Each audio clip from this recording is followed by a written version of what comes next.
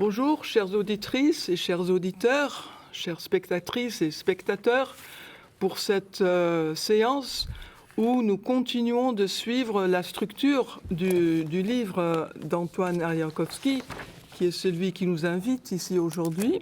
Donc nous suivons l'ordre de cet ouvrage dans les chapitres successifs et nous abordons pour notre 9e leçon la thématique de la construction de la paix.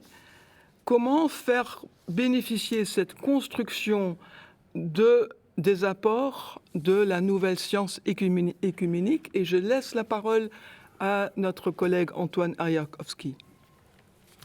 Merci Anne-Marie. C'est important de bien comprendre que dans ce cours sur la science écuménique, on est parti d'abord des principes, de l'importance de la métaphysique, de la nécessité de repenser l'ecclésiologie à partir de cette nouvelle métaphysique. Et donc on a défini un certain nombre de principes, un certain nombre de méthodes. Et après, on a compris qu'il fallait aussi se mettre dans une dynamique historique pour arriver maintenant à traiter les questions pratiques. Mais à partir de cette vision renouvelée de l'histoire et à partir de cette nouvelle métaphysique, de ces nouveaux principes, de cette nouvelle ecclésiologie. On veut sortir d'une ecclésiologie qui soit centrée uniquement sur les églises, et donc on s'intéresse aux questions du monde. Et là, on va partir de ces questions du monde, et on veut sortir aussi d'une représentation nihiliste de la métaphysique pour proposer une métaphysique en tension, avec des pôles qui sont tous utiles, mais si on n'en privilégie qu'un seul par rapport aux autres, on tombe dans une radicalisation. Et ça concerne directement notre thème de la construction de la paix.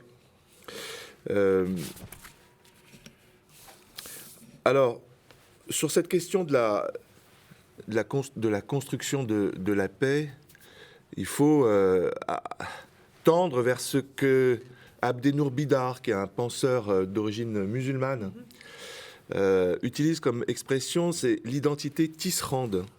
L'identité tisserande, pour lui, consiste à unir le lien intérieur et spirituel, le lien social et environnemental. Là encore, on a des pôles en tension. Il ne s'agit pas de privilégier l'un par rapport à l'autre, il s'agit de les maintenir en tension et de tisser ensemble ces différents pôles de notre façon à la fois de penser et de nous émouvoir et de croire, etc. Et ça rejoint, on en avait déjà parlé, le mouvement convivialiste, dont je rappelle les 5 principes qui permettent de tenir en tension aussi les différents pôles: la commune nature, la commune humanité, la commune socialité, la légitime individuation. Et tout ça doit être tenu par un 5e principe qui est le principe d'opposition créatrice. Voilà, je pense que ces principes qui ont été définis par Alain Caillé et par un certain nombre de penseurs partout dans le monde rejoignent ce que je vais essayer de dire maintenant sur l'apport de la théologie des églises sur cette question de la paix juste, de la construction de la paix, et sur la question de la justice. C'est impossible de résumer en quelques mots tout le travail qui est fait par les églises depuis des décennies dans le cadre du mouvement écuménique. S'il y a une date à retenir pour moi, c'est le mois de mai 2011, l'appel de Kingston en Jamaïque pour une paix juste. Appel écuménique à la paix juste qui a été signé par plus de 1000 participants de 100 pays du monde, avec toutes les églises chrétiennes, catholiques, protestantes et orthodoxes. Et en gros, ce qui a été dit ce jour-là, c'est qu'il convient de passer d'une théologie de la guerre juste à une théologie de la paix juste. Ça a été le fruit de décennies de réflexion, parce qu'il y avait eu la Decade to Overcome Violence, la décennie pour vaincre la violence. Il y avait eu le JPIC, la justice, paix et intégration de la création, qui avait commencé dans les années 80. Et après des décennies, des tas de consultations partout dans le monde, on est arrivé à cette prise de conscience, je le redis, de la nécessité de passer d'une théologie de la guerre juste à une théologie de la paix juste. Et je retiens qu'aujourd'hui, le président Zelensky, quand il dit il faut, pour sortir du conflit russo-ukrainien, trouver des solutions, il utilise cette expression de paix juste. Ça veut dire que c'est une paix est possible, mais dès lors qu'on dit la vérité, qu'on fait la justice, qu'on reconstruit le pays. Voilà. Et donc, c'est un concept nouveau. Et l'intérêt de ce concept nouveau, c'est de dire que la paix, c'est pas l'absence de conflit. La paix, fondamentalement, c'est la capacité à participer à la présence de Dieu dans le monde. C'est la paix comme shalom, c'est la paix comme présence divine. Et ça se traduit, là encore, par une théologie en tension, par une métaphysique en tension. On s'est rendu compte, dans toutes ces réflexions, qu'il y avait des causes à la guerre. Il y avait des fausses représentations de Dieu, par exemple, d'un Dieu violent qui est prêt à châtier la moitié de l'humanité au nom d'une idée. Il y a également comme fausse représentation, bien entendu, l'ignorance d'autrui. C'est le début de la guerre, je dirais, au quotidien, dans son couple, dans sa famille, dans son milieu professionnel. Il y a aussi sur le pôle de la loi, cette fois, le thème de la culpabilité. C'est souvent par des mécanismes de culpabilité qu'on en vient à générer de la violence. René Girard en a très bien parlé. Le sentiment victimaire, qui est clair dans le cas, par exemple, entre la Russie et l'Ukraine. Et il y a un sentiment victimaire qui est lui-même lié à un sentiment de culpabilité. Je n'ai pas le temps de développer, mais c'est une source de violence. Et puis, il y a, sur le pôle de la justice, la pauvreté, l'injustice. Tout ça sont des causes de violence. Eh bien, pour sortir de ces pôles qui vont dans des directions différentes et qui conduisent à des radicalisations, les théologiens des différentes églises ont proposé donc cette théologie de la paix juste qui consiste à tenir ensemble des méthodes qui consistent à associer l'action non violente avec l'ouverture à l'esprit pour construire avec la société civile des mécanismes de transformation des niveaux de conscience. Et là, on rejoint notre métaphysique, des processus de transformation des niveaux de conscience pour, sur le pôle de la gloire, l'action non violente, la formation sur le pôle de la mémoire, le discernement sur le pôle de la loi et le dialogue et l'engagement sur le pôle de la justice. Ça conduit à mobiliser des ressources de l'Évangile. Par exemple, lorsque le Christ dit si tu veux apporter ton offrande à l'autel, va d'abord te réconcilier avec ton frère. Tu ne peux pas avoir cette ouverture à l'esprit si toi-même tu n'es pas réconcilié. Ou bien lorsque Saint Jean-Baptiste voit le Christ et dit « Voici l'agneau de Dieu qui prend sur lui tous les péchés du monde ». Et quand le Christ lui-même nous engage à prendre notre croix et à le suivre, et à nous dire en même temps « ce fardeau est léger ». Toute cette théologie, je pourrais parler également des différentes interprétations patristiques du thème du glaive. D'un côté, le glaive, compris de façon sécularisée de la paix comme absence de conflit, peut conduire à la violence. Et donc, le Christ dit à Pierre, enlève ton glaive. Et en même temps, le Christ dit, je suis venu apporter le glaive. Ça veut dire, je suis venu apporter un combat qui permet de vaincre les passions pour tendre vers l'esprit. Donc, je ne peux pas mobiliser toutes les ressources chrétiennes. J'en viens à une conclusion qui, à mon avis, a une dimension universelle. Cette dimension universelle, c'est qu'on se retrouve, du coup, avec, là encore, 4 représentations de la justice. Il y a d'un côté la justice distributive, la justice qu'on connaît à chacun selon sa part, qui permet dans les familles d'éviter les combats au moment du dessert. La justice distributive, c'est l'une des représentations qu'on a de la justice. Mais le berger, il doit aussi veiller à la brebis isolée. Ce n'est pas simplement l'équilibre des plateaux. Il y a aussi une justice substitutive sur le pôle de la gloire. Le berger prend sur lui la brebis. Le Christ est l'agneau de Dieu. Il prend sur lui les péchés du monde et il les transforme. On prend sur soi la violence pour la transformer. Il y a aussi une justice appréciative, celle dont parlent un certain nombre de penseurs américains. Cette justice appréciative, et c'est du reste en se référant à Aristote, elle vise à repérer l'intention d'un acte. L'intention. Il s'agit d'apprécier l'intention par rapport à une finalité. On trouve ça chez Aristote. Et puis, il y a la justice préventive sur le pôle de l'incarnation. Justice préventive qui consiste à prévenir le conflit en amont. Justement, si tu as quelque chose contre ton frère, avant d'aller sacrifier, va voir ton frère.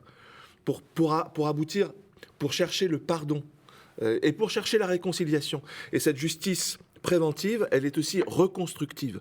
Après le conflit, on crée des institutions, et Paul Ricoeur en a beaucoup parlé, c'est toutes les commissions vérité, justice et réconciliation. Donc, justice distributive, justice appréciative, justice substitutive, justice préventive et reconstructive. On parvient de la sorte à avoir un nouveau rapport à la construction de la paix, un rapport en tension. Et ce rapport en tension, même s'il a été développé beaucoup par des théologiens chrétiens, catholiques, protestants, orthodoxes, comme je l'ai dit à Kingstone, il a aussi des implications, je dirais, transreligieuses.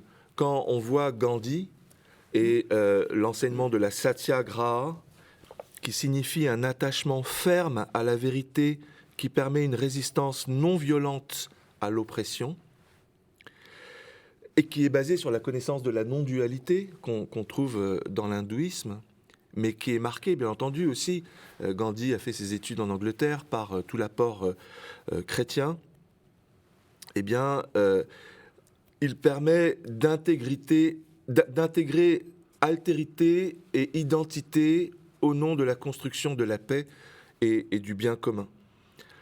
On trouve également cette évolution déterminante du passage de la théologie de la guerre juste à celle de la paix juste dans la déclaration entre le pape François et l'imam d'Al-Azhar Ahmed Al-Tayeb en 2019, le 4 février 2019, document essentiel sur la fraternité humaine pour la paix dans le monde et la coexistence commune. Et là, on trouve cette même approche de la paix comme présence divine à laquelle il s'agit de participer et qui permettent du coup des méthodes communes. Je l'ai dit, l'action non violente, la formation, le dialogue, le discernement. Voilà les critères qui permettent de construire la paix. Et ça permet de finalement respirer de façon universelle. La paix, pour les différentes traditions religieuses, elle est fondamentale, elle est plus profonde que la violence. Et donc elle permet la confiance, elle permet l'espérance, elle permet d'avoir cette approche universelle qui permet de tenir ensemble à la fois la méditation et la prière. La méditation intérieure et la capacité à se tourner vers la transcendance, immanence, transcendance. Voilà comment se construit la paix. C'est pas uniquement avec le pôle occidental, mais c'est aussi avec le pôle oriental que se construit la paix. Et donc il y a des méthodes, et ça je prends ça chez Rupert Sheldrake, que j'ai déjà cité. Lui, il dit cette capacité à tenir ensemble la méditation et la prière, c'est pas uniquement aux Nations Unies, c'est au niveau quotidien, personnel, eschatologique de chacun. Ça va du jardinage au pèlerinage. Je trouve que c'est absolument important de bien méditer ça. Et ensuite, il y a un certain nombre toute une bibliographie qui permet de discerner derrière les positions des parties en conflit les intérêts des uns et des autres, ainsi que les besoins les plus profonds. Il y a une science de la construction de la paix, ce qu'on appelle les peace studies, mais qui ne valent rien s'il n'y a pas cette compréhension profonde que les différentes traditions religieuses, et en premier lieu le christianisme, apportent à cette théologie de la paix juste. Un grand merci, Antoine. Je me donne la parole, donc je représente ici la présence et la voix protestante du monde des églises protestantes. Et je voudrais commencer cette mise par un rappel du théologien George Lindbeck, luthérien américain, observateur protestant au Concile Vatican II. Je vous ai déjà parlé dans une leçon antérieure de son ouvrage « La nature de la doctrine » et je suis obligé de parler à un moment en termes un peu techniques, mais patience, s'il vous plaît, et vous verrez comment la contribution de Lindbeck s'applique à notre sujet, la construction toujours à renouveler de la paix et la réconciliation. Donc avec Lindbeck, nous allons revenir un moment à ce qu'on appelle le siècle des invectives, qui était un siècle de diatribes violentissimes, d'une très très grande violence, non seulement rhétorique, oratoire, mais également physiquement, dans le sang versé. Donc comment retrouver cet héritage du XVIe siècle qui détermine, en tout cas entre catholiques et protestants, nos positions théologiques, sans renoncer à ce pourquoi nos ancêtres se sont battus. Donc on ne va pas verser dans un relativisme, mais en essayant de comprendre, et comme tu le disais tout à l'heure, ce qui compte finalement, c'est l'intention. Si on peut sauvegarder l'intention, alors il y a des risques, enfin il y a une chance que l'on puisse surmonter nos allergies, parfois épidermiques, au langage de l'autre, pour aller saisir ce que son langage signifie vraiment. Lindbeck nous propose dans La nature de la doctrine une typologie ternaire. Donc sans surprise, le chiffre 3, trinité, triade, ternaire, revient souvent, sans doute parce que c'est profondément ancré dans notre esprit de procéder par 3. Donc je vais vous l'expliquer et puis la critiquer un petit peu.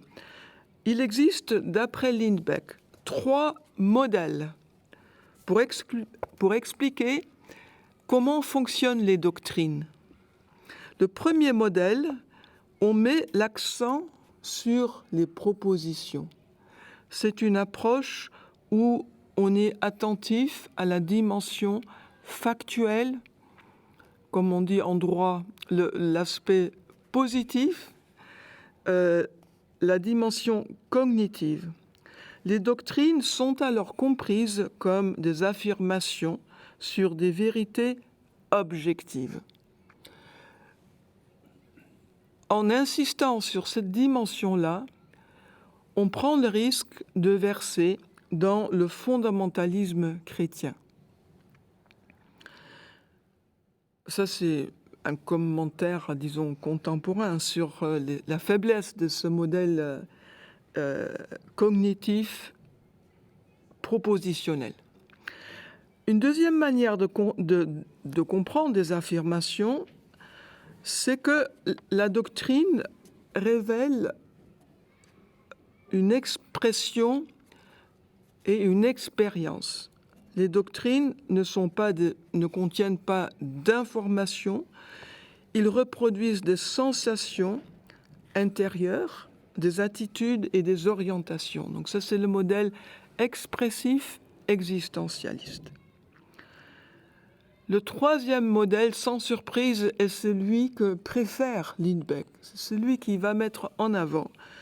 C'est le modèle culturel, linguistique et régulateur. La fonction des doctrines ecclésiastiques devient claire dans leur utilisation.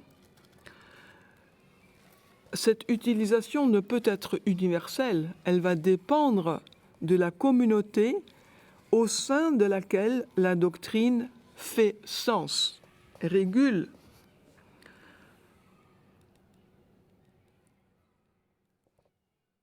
Ainsi, en utilisant les trois modèles de Lindbeck, on dira que si on applique le modèle propositionnel au changement qui a eu lieu au tournant du troisième millénaire, où on a cette déclaration commune sur la compréhension de la justification.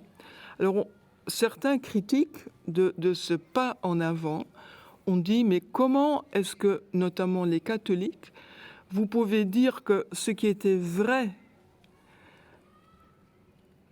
vrai maintenant était faux au XVIe siècle, ou vice-versa. Comment ce qui était faux au XVIe siècle, puisqu'on l'a condamné, on a dit que c'est anathème, c'est une fausse interprétation de la foi chrétienne, comment pouvez-vous dire aujourd'hui que c'est vrai?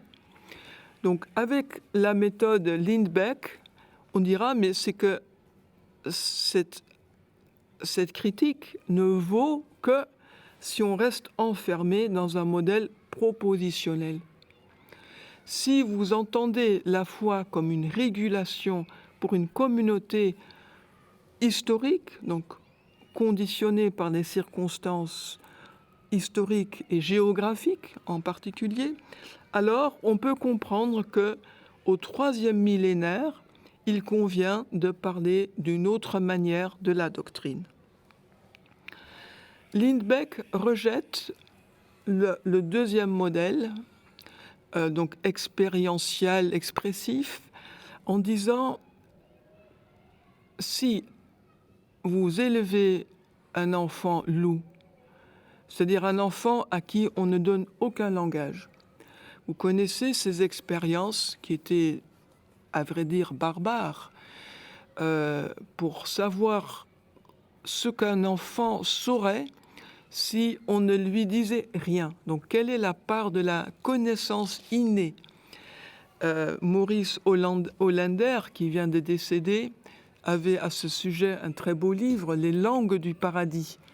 Quelle était la langue du paradis? Pour essayer de savoir laquelle c'était, on a effectivement expérimenté avec des enfants. Et évidemment, c'est absolument à récuser parce qu'on crée des enfants profondément handicapés pour toute la vie. Mais Lindbeck utilise le cas hypothétique de l'enfant loup et dit-il, cet enfant ne pourrait savoir ce qu'est le Christ ou le salut ou la rédemption.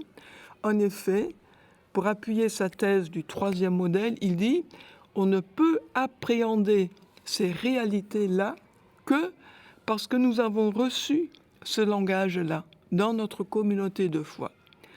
Alors, je fais une critique à Lindbeck en disant que on peut suivre son modèle numéro 3,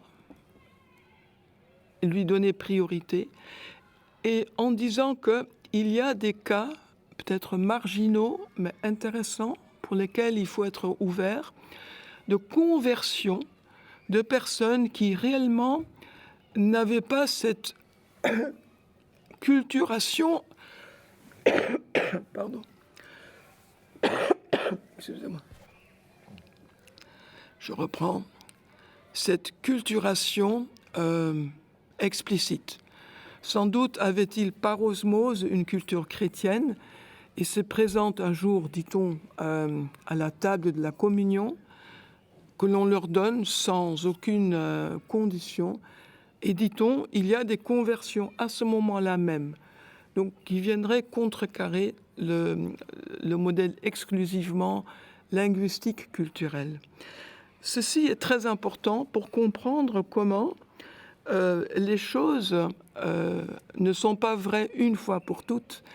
Elles sont vraies pour un temps donné dans une communauté, et le temps du 3e millénaire est certainement à la recherche de la pacification entre les confessions chrétiennes, entre les religions abrahamiques, christianisme et, bon, dans l'ordre, judaïsme, christianisme et l'islam, donc cette fraternité d'Abraham, et ensuite avec toutes les religions.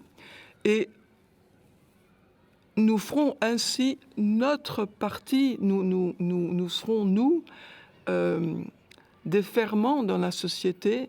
Nous montrerons l'exemple au lieu d'être des contre-exemples pour que la paix se fasse aussi dans la société, entre les groupes et entre les sociétés. Dans la contribution de la Fédération luthérienne mondiale pour un cheminement écuménique vers la communion ecclésiale, il y a un adage très simple mais profond, et c'est le suivant.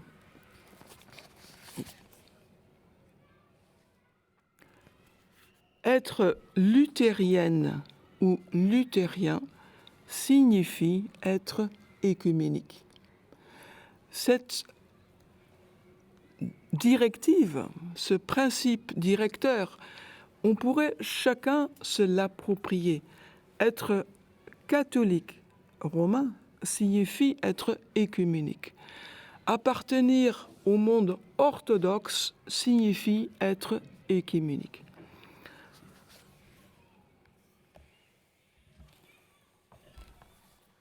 On a donc parlé de la déclaration commune sur la doctrine de la justification qui a eu lieu en 1999 dans la ville d'Augsbourg, en Allemagne. Un grand moment, un accord bilatéral complètement inédit. C'est la première fois que l'Église catholique romaine et la Fédération luthérienne mondiale ont pu signer un accord doctrinal. Cet accord était bien sûr préparé par un grand nombre de travaux laborieux, intenses, difficiles et féconds, et qui sont restés plus ou moins sous le radar.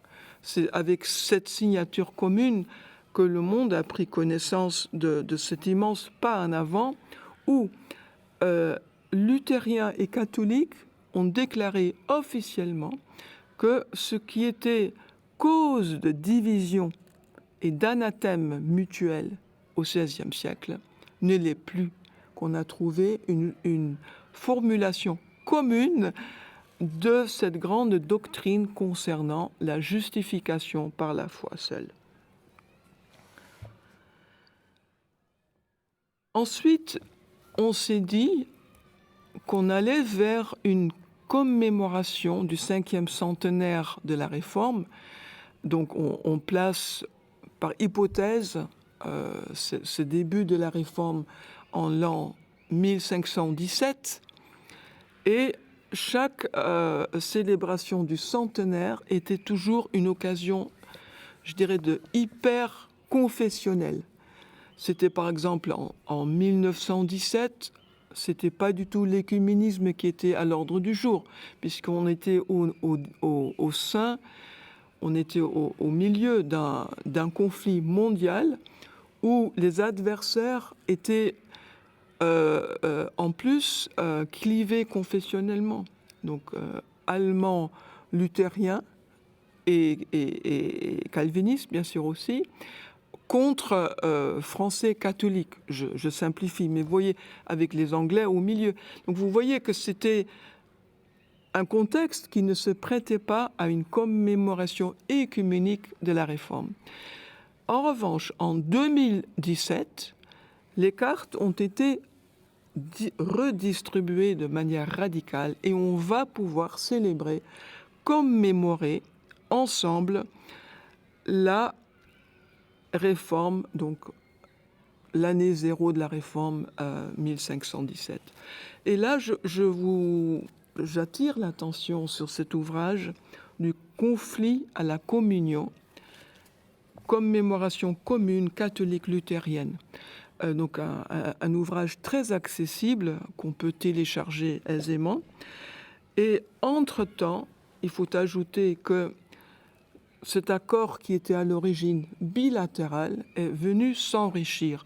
Alors ce n'est pas les baptistes, comme on a pu le dire au début du cours, mais il y a 3 communions mondiales qui se sont officiellement associées à la signature de cet accord. Il s'agit de la communion anglicane, de la communion mondiale des églises réformées et du Conseil mondial méthodiste. Donc 5 communions mondiales, en comprenant donc l'Église catholique romaine et la Fédération luthérienne mondiale, 5 communions mondiales ont signé cet accord fondamental. Je vous remercie. Eh bien, je prends la parole maintenant. Merci de nous avoir rappelé du conflit à la communion dont nous avions déjà parlé, c'est-à-dire la nécessité d'avoir un regard différent sur un passé qui a été passablement conflictuel. Et puis, cette notion de participation à la présence de Dieu pour la paix, qu'Antoine nous a dit tout à l'heure, ça me fait penser que depuis le début de nos cours, nous avons largement, je pense, contribué à faire émerger cette participation à travers nos développements théologiques et écuméniques, et notamment interreligieux. Alors je crois que c'est très très important.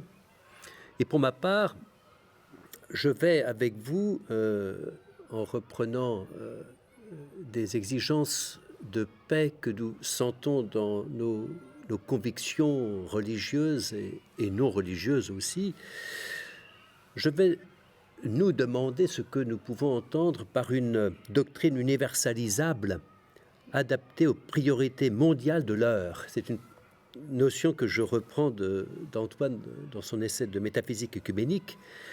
Comment arriver à une synthèse religieuse capable de tenir ensemble, dans la vérité et la justice, les principes d'unité et de diversité. C'est peut-être là que nous sommes un peu à la croisée des chemins, c'est ce lien entre l'universalité de la paix ou d'exigence de justice et puis les particularités religieuses ou convictionnelles qui parfois nous départagent. Quel en serait en quelque sorte le socle, le fondamental, comme dirait Paul Ricoeur? Je vais le reciter dans un instant parce que c'est extrêmement important. Quelle serait la mesure de cette universalité que nous visons? Est-ce que nous sommes reliés à une doctrine, voire une idéologie universaliste abstraite et qui pourrait être même très individualiste? Est-ce que, à certains égards, une civilisation occidentale, en fait, ne cherche pas à imposer son schéma de justice et de paix, mais à travers une idéologie sous-jacente? Et vous savez bien qu'aujourd'hui se livre comme une sorte de guerre des dieux, ce que nous rappelle Chantal Delsol, membre de l'Institut, dans son livre « Le crépuscule de l'universel », qui est cité d'ailleurs par Antoine dans son essai. Chantal Delsol, qui montre comment s'affronte aujourd'hui un individualisme abstrait, universel, dont la civilisation occidentale est porteuse, et face à des perceptions plus holistes de la société à travers les cultures russes, chinoises, arabes, musulmanes, mettons, et qui, elles, se fondent sur bien d'autres principes que cette doctrine universalisable que porte l'Occident. Un Occident parfois un peu exténué, il faut bien le dire. Alors, faut-il choisir entre un holisme de ces sociétés russes, musulmanes, chinoises en particulier, et une doctrine de l'universalité plus ou moins abstraite? Eh bien, je pense que nous sommes là encore dans une polarité, comme le disait tout à l'heure très bien Antoine, entre l'universel et le singulier. Nous avons suffisamment abordé ce thème de la polarité, avec des contraires qui semblent s'exclure, mais qui, au contraire, sont complémentaires pour que nous soyons à l'aise, finalement, dans ce débat. Et la polarité, c'est effectivement une rencontre du contradictoire. Mais le contradictoire ne signifie pas l'impossibilité de s'entendre. C'est au contraire comme une sorte de négociation perpétuelle entre des principes qui semblent s'exclure, mais qui, en fait, sont toujours liés les uns aux autres. C'est donc en vertu des points de vue de chaque conviction que peut s'apprécier une interpellation réciproque, me semble-t-il, dans nos croyances, dans nos confessions, de telle manière que la violence soit dévoilée, que la violence soit désarmée, en quelque sorte. Et cela suppose un tact, un certain tact entre nos convictions, un retour à l'épaisseur de chacun, à la conviction de ce qui fait vivre chaque conviction, de manière à contribuer à l'universel. Mais cette fois-ci un universel qui n'est plus abstrait, doctrinal, idéologique, mais un universel qui est concret, qui est vécu, qui est personnel. Et c'est la raison pour laquelle je m'appuierai sur une controverse, un entretien entre Paul Ricoeur et Hans Küng, Les religions, la violence et la paix, pour une éthique planétaire, qui a été donné sur la chaîne Arte le 5 avril 1996 et qui a été un moment fort, je crois, un moment pour contribuer précisément à la paix. Chercher une éthique commune permettant aux différentes croyances de s'entendre sur la paix, de s'appuyer sur les convictions respectives. Là où Hans Küng souhaitait, dans cet entretien, faire abstraction du fait que dans le domaine théorique, la foi, le dogme recèlent des divergences, voire des conflits, Paul Ricoeur, au contraire, met en garde contre la mise entre parenthèses des contenus de nos religions et de nos confessions, pour parler de ce que nous aurions en commun. Mais alors, disait-il, n'aboutirons-nous pas à une sorte de morale commune qui peut parfaitement se passer d'un soutien, d'un encadrement religieux, théologique, de ce qui fait que des préceptes tels que tu ne tueras pas, tu ne mentiras pas, tout ce respect de la personne, de sa dignité, est enraciné chaque fois dans une croyance religieuse spécifique. Et c'est la raison pour laquelle, employant lui-même le mot, Paul Ricoeur répond à Hans Küng, n'est-ce pas le travail d'un grand œcuménisme qui serait comme une sorte d'hospitalité de conviction, où serait reconnue non seulement l'expression communion éthique, mais aussi la diversité des chemins pour arriver à cette éthique, à partir d'un fond de conviction qui est plus qu'éthique, un fond de conviction qui appartient, dans le fond, à chaque confession, chaque croyance, chaque religion. Je vois dans ce dialogue entre le théologien, qui était Hans Küng, catholique, et puis ce grand philosophe qui était Paul Ricoeur, protestant, je vois bien comment il montre ce dialogue le recours à l'identité propre de chaque conviction religieuse. Ce fond, pour lequel d'ailleurs Paul Ricoeur a une expression très symbolique, il parle de brillance obscure. C'est comme une sorte de réalité bien profondément présente, mais en même temps inaccessible à la raison. Cette brillance obscure, qui est en même temps le point de rassemblement, atteint soit par la prière de reconnaissance, du point de vue chrétien, par la méditation chez le juif, dans sa maison d'études, ou par le travail sur l'illumination chez les bouddhistes. Alors on pourrait étendre bien sûr à chacune de nos convictions, dans le fond, ce modèle où chaque croyance accède à l'essentiel à travers un mode particulier. Et c'est pourquoi je propose ces quelques réflexions inspirées de Paul Ricoeur, dont je me suis souvent inspiré, et qui sont comme des balises. Premièrement, quelque chose est dit par chaque religion, mais n'est pas dit complètement. Ça, je trouve que c'est extrêmement intéressant. Pas complètement, ça ne veut pas dire qu'on ne l'a pas dit essentiellement. Ça veut dire que si on l'a dit essentiellement, on n'est pas le seul à le dire, et il y a d'autres manières de le dire.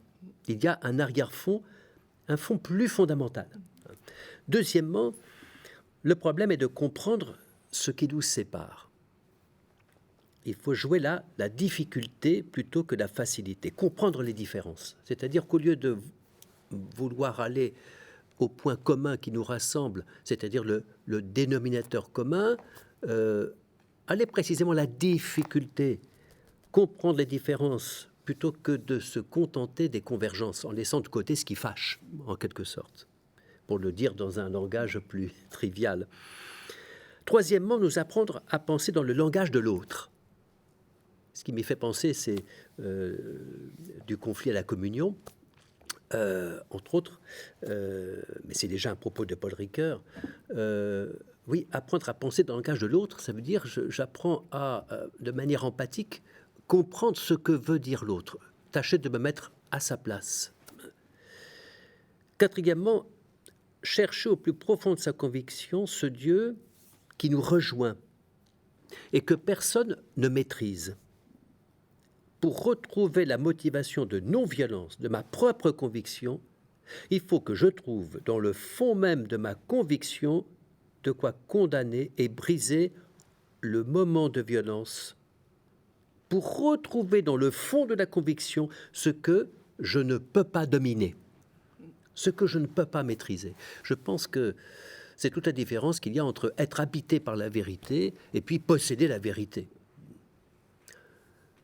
Un chrétien, voire un catholique, peut se dire habité profondément par la vérité, illuminé par la vérité, il en devient témoin, il ne détient pas la vérité.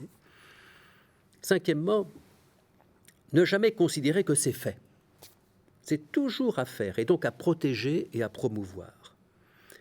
Et la récurrence des crispations religieuses le montre, même si, bien sûr, de grands efforts sont faits, mais les crispations, les intégrismes existent toujours. Sixièmement, nous avons besoin de l'autre croyant, et même de l'athée. Nous en parlons peu dans nos entretiens, dans nos cours, mais l'athéisme aussi existe. Et vous connaissez cette célèbre phrase de Simone Weil, la philosophe morte à Londres pendant la guerre, qui disait ou a écrit il y a deux sortes d'athéisme, dont l'un est la purification de la notion de Dieu. Et je trouve que nous avons aussi à nous référer à cette conviction de Simone Weil. Oui, nous avons besoin de l'autre pour mener le combat de l'intérieur de chaque conviction. Comme si, dans le fond, l'autre me renvoyait à l'essentiel de ma conviction que je ne maîtrise pas et qui jaillit sans cesse, comme une brillance obscure, précisément. Voilà, il n'y a pas de vérité, si l'on peut dire, au-dessus des opinions religieuses. Dans leur dialogue, Paul Ricoeur insistait beaucoup là-dessus, c'est qu'il n'y a pas de position de surplomb, comme si on pouvait, d'un point de vue moral, bien entendu et consensuel, parvenir à ne pas tenir compte des différences. La position de Paul Ricoeur est, comme il le dit lui-même, difficultueuse, c'est-à-dire c'est un travail difficultueux que de s'entendre sur ce qui nous sépare. Et c'est peut-être là que nous allons à l'essentiel. Articuler donc une rationalité à l'universel, à travers la particularité. Dans le fond, c'est un enjeu, mais c'est aussi un défi. Parvenir à ce grand mystère. Cette position idéologique qui voudrait qu'il y ait une vérité à laquelle on pourrait se référer, qui serait complètement indépendante des convictions, elle est reflétée par un discours du sénateur Simnac devant l'empereur Valentinien II en 384, et qui défendait le paganisme contre l'invasion du christianisme, en promouvant le rétablissement de l'autel de la déesse Victoire au Sénat romain. Et il disait, ce sénateur, défenseur du paganisme, c'est la même chose que tous vénèrent, c'est une unique chose que nous pensons, peu importe les espèces variées de sagesse par lesquelles chacun cherche la vérité. On voit bien derrière ce type de discours combien il y a comme une sorte d'évacuation de ce qui nous différencie et qui pourtant nous tient à cœur précisément. Alors que la rationalité devrait être non pas de désarticuler les particularités, les croyances profondes, ce qui fait le cœur de la foi de chacun, mais au contraire de dialoguer précisément. On retrouve ce principe dialogique. Il faut le faire là où les religions peuvent recevoir beaucoup, précisément de l'œcuménisme chrétien.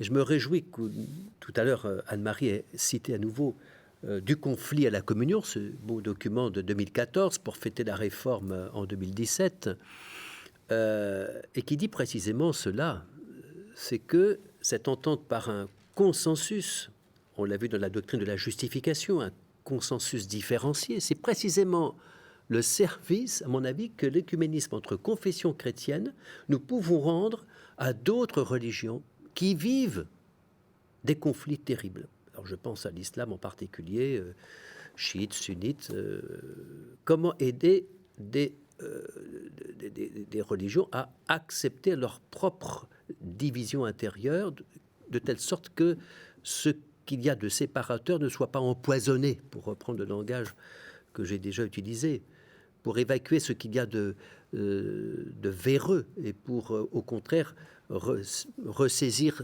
dans la diversité ce qui unifie. Alors voilà, c'est ce consensus différencié, le fait de parvenir du creux de sa singularité et donc de notre propre contact avec le Christ vivant, puisque c'est cela notre propre vérité chrétienne, parvenir à cette entente par-delà les différences, mais aussi sur le socle de ces différences qui nous font réfléchir, qui nous font aimer, qui nous font croire et qui nous font espérer. Merci. Merci beaucoup au père Richard Escudier. Merci à toi, Richard. Et pour le débat sur ces trois mises initiales, j'aimerais maintenant donner la parole à vous deux, et puis j'aurai moi-même aussi quelques points de discussion. Peut-être que tu veux commencer, Antoine? Pour dire que j'adhère à 200% à tout ce qui a été dit. Et donc, c'est une joie pour moi de pouvoir dialoguer dans cet esprit-là. Je crois que c'est très complémentaire. J'adhère à cette idée de la brillance obscure, à cette idée de ne pas mettre entre parenthèses nos convictions profondes, nos croyances, mais partir d'elles pour parvenir à un universel. J'adhère à également tout le travail qui a été fait pour sortir finalement dans ce débat du XVIe siècle. Il y avait ceux qui, d'un côté, étaient du côté de la foi seule, de l'autre, ceux qui étaient du côté des œuvres, et finalement, on était dans un rapport binaire.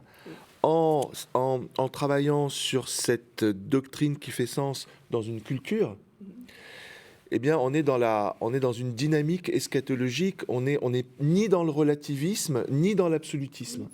Et finalement, j'en viens du coup à me dire, ces synthèses qui se font au XXIe siècle, elles rejoignent ce que l'Orient et ce que le renouveau de la pensée religieuse russe a proposé en insistant sur le thème de la divino-humanité. La théanthropie, c'est tenir ensemble le divin et l'humain dans une conscience incarnée.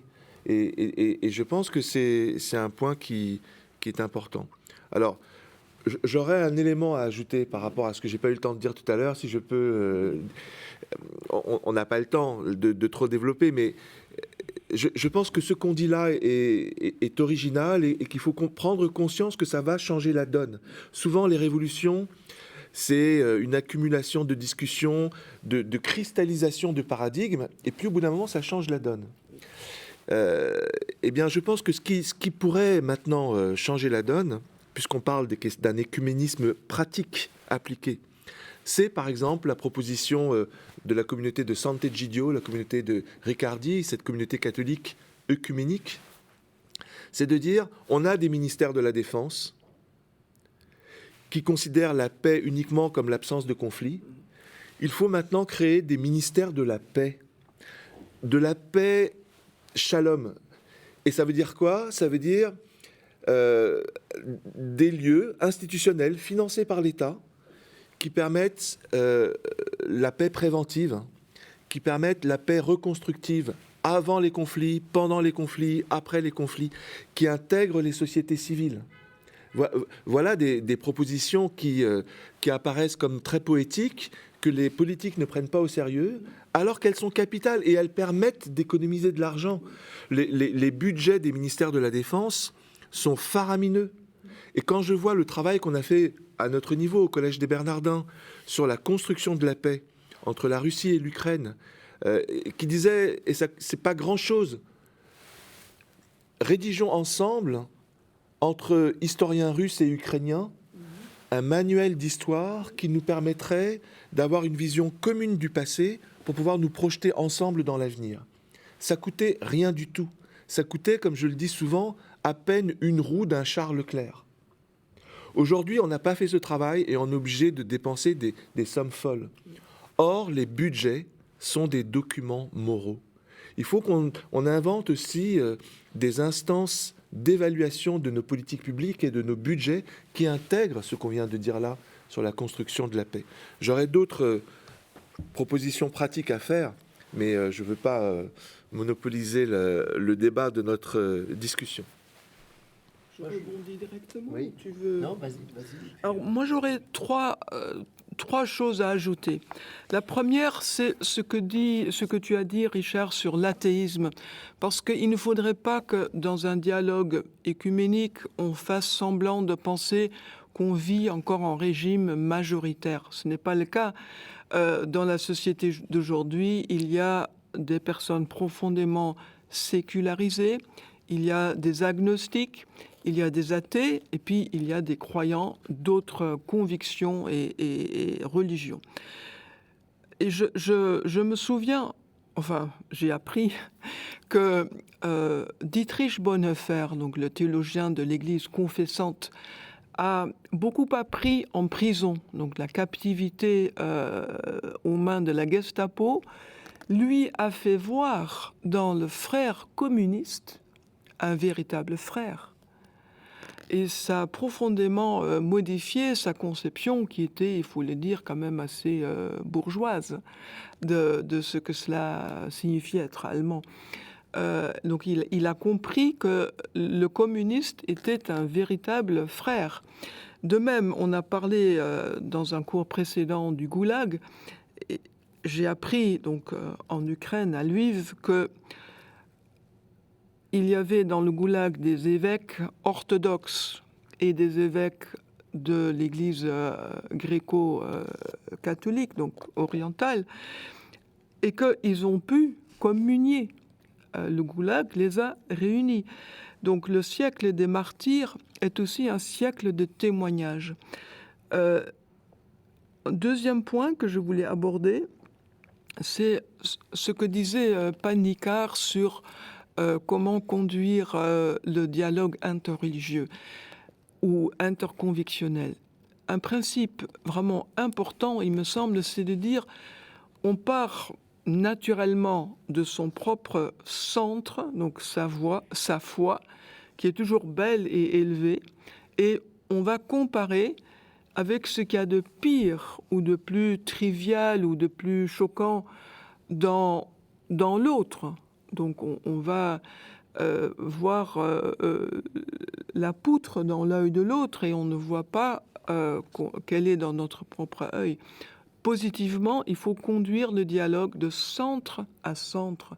Et donc chercher, puisqu'on part du meilleur de soi-même, le meilleur aussi dans l'autre. Ça, c'est très important, il me semble. Et le troisième point, c'est dans le monde de l'écuménisme, on parle de consensus différencié. Il faudrait s'appliquer à utiliser le terme anglais qui utilise les gérondifs, differentiating consensus. Donc c'est le consensus en train de se différencier pour dire que c'est pas un état de fait, le consensus auquel on est arrivé aujourd'hui. Et on est dans une dynamique, on est insatisfait, on cherche à aller de l'avant et à lever pas à pas ce qui nous sépare encore. Donc, differentiating consensus,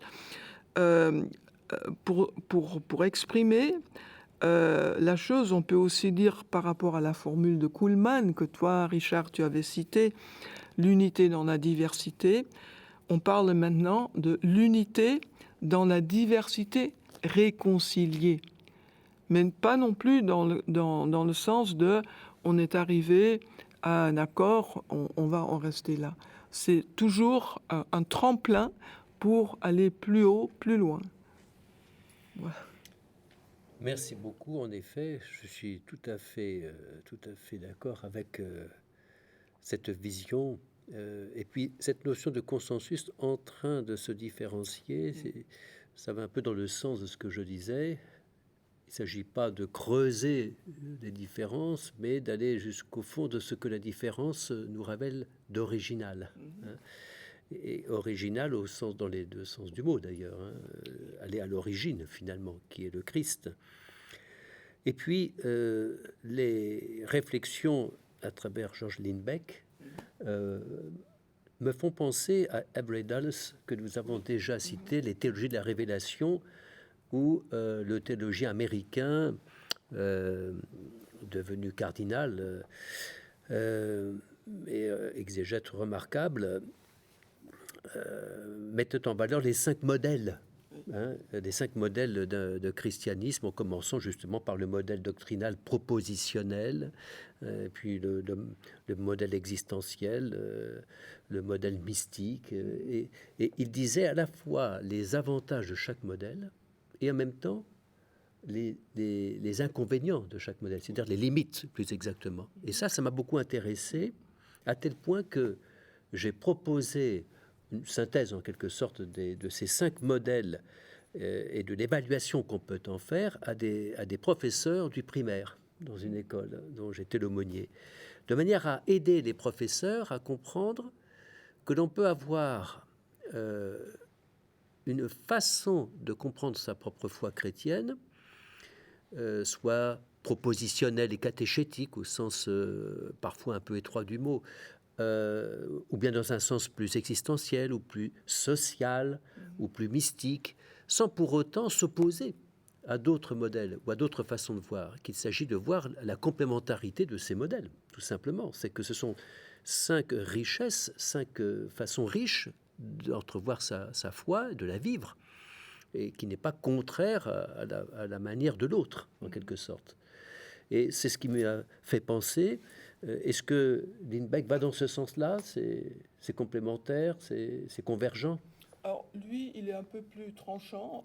Il pense que son modèle à lui, donc régulateur et linguistique, est le meilleur.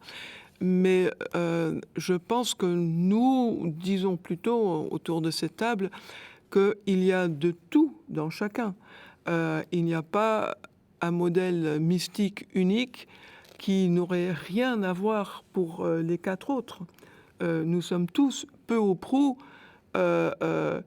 catholiques, évangéliques, orthodoxes, nous partageons et nous avons tout au plus une affinité élective avec l'un ou l'autre modèle, mais pas exclusive. Je voudrais ajouter un point. On parle beaucoup dans nos présentations de l'importance qui a été faite dans la théologie chrétienne pour évoluer. Oui. Et c'est vrai que tu as insisté sur le fait qu'il faut aussi qu'on se décentre et qu'on pense à ceux qui n'ont pas forcément la foi, aux athées, aux agnostiques. Ça me paraît important parce que, au même titre que la foi justifie, les œuvres aussi contribuent au salut. Et donc, il y a des tas de gens qui n'ont pas cette chance, cette grâce, pour moi, d'une foi qui n'a pas été transmise, mais qui vont dans les prisons, mais qui vont au Resto du Cœur, mais qui font un travail remarquable humanitaire. Et ceux-là ont aussi un accès au salut. Simplement, ça passe autrement. Ça passe en particulier par ce qu'on a développé depuis plusieurs siècles en Occident, le développement du droit. Et je crois qu'on n'a pas suffisamment parlé du droit. Je voudrais dire un mot là-dessus parce que ça a des conséquences. Ces nouvelles représentations qu'on a de la justice permettent d'accéder à une nouvelle représentation du droit. Parce qu'il faut bien comprendre qu'il y a... je pense toujours à ce conflit entre l'homo soviéticus d'un côté dans la Russie d'aujourd'hui et l'homo post-modernis occidental qui ne croit plus dans la vérité et qui ne croit plus dans le droit, qui ne croit plus dans un droit relié à la justice. L'approche œcuménique interreligieuse, c'est de dire il faut croire dans un droit relié à la justice. C'est beaucoup plus puissant que toutes les radicalisations. Ça me paraît important de dire ça parce que réellement, Reporters sans frontières, voilà une organisation qui n'a rien de religieux à la base, mais qui a un travail remarquable pour lutter contre les fake news qui contribuent à la violence. Et qui le fait par le droit, en proposant une nouvelle normativité, justement, contextualisée, en tension, qui sort d'une vision positiviste du droit, avec ces normes qui s'empilent les unes sur les autres, mais qui débouchent sur rien, sur cette sorte d'universalisme abstrait. C'est ça notre problème. Et qui sort aussi de l'anomie totale des régimes totalitaires. Le travail de cette nouvelle législation qui parte du concret et qui permette de lutter contre les fake news et la violence. Aux États-Unis, le mouvement QAnon, c'est devenu quelque chose de complotiste, de terrible. Il faut introduire de la vérité, il faut introduire du droit pour parvenir à cette justice. Donc je dirais que c'est le chemin inverse de ce qu'on a parlé. Ce dont on a parlé est important parce que ça permet justement de tenir ce chemin inverse, mais il ne faut pas oublier le chemin inverse d'un nouveau droit. Par exemple, si j'ai encore quelques secondes, je voudrais faire une proposition qui est issue du travail qu'on a fait au sein de la commission Vérité, Justice et Réconciliation entre la Russie et l'Ukraine, ici au Bernardin, c'est de dire qu'il faut faire évoluer le droit international au niveau du Conseil de sécurité et permettre qu'il n'y ait plus d'utilisation du droit de veto par les membres permanents s'ils sont eux-mêmes concernés par des tueries de masse. Il faut permettre à l'Assemblée des Nations Unies d'outrepasser l'utilisation de ce droit de veto s'il y a des crimes de masse. Voilà une évolution du droit international qui permet de rejeter et l'anomie et le positivisme et de tendre vers cette justice. Et finalement, c'est ce que demande le Christ. Cherchez le royaume de Dieu et sa justice, et tout le reste vous sera donné de surcroît. Cette dimension eschatologique est capitale. À laquelle nous ne pourrons dire qu'amen et clore cette leçon-ci en vous remerciant.